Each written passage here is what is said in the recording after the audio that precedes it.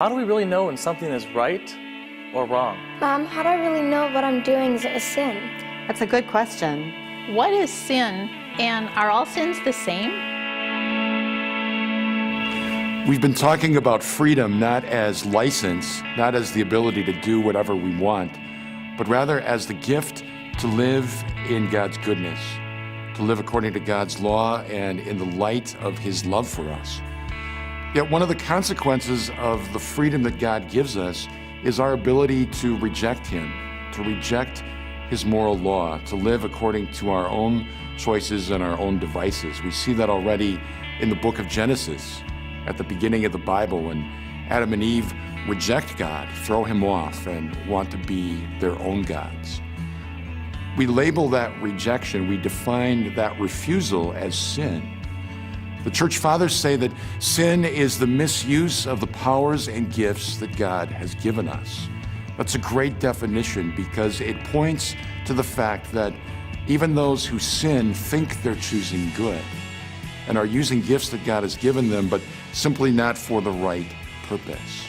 So sin is really a refusal to live in relationship with God and with others, and rather to choose for egoism, choose for self, to enclose ourselves in our own little world with ourselves at the center rather than God at the center.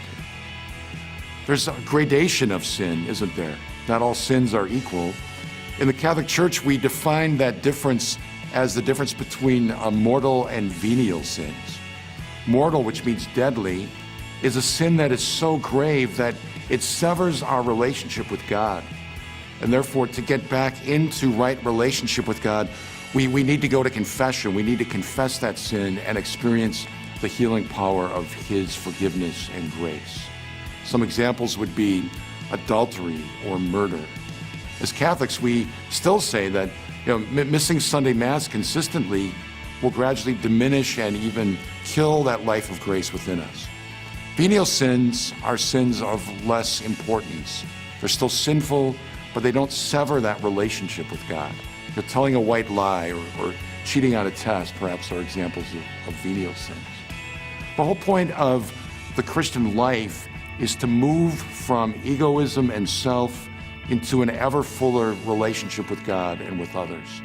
Sin are those moments of choice when we step back from that grand project of salvation and grace. The good news of our faith is that even when we sin, we can go to Jesus Christ through His church and start over again. Like the prodigal son, we can return to the Father's house, and that is good news for us.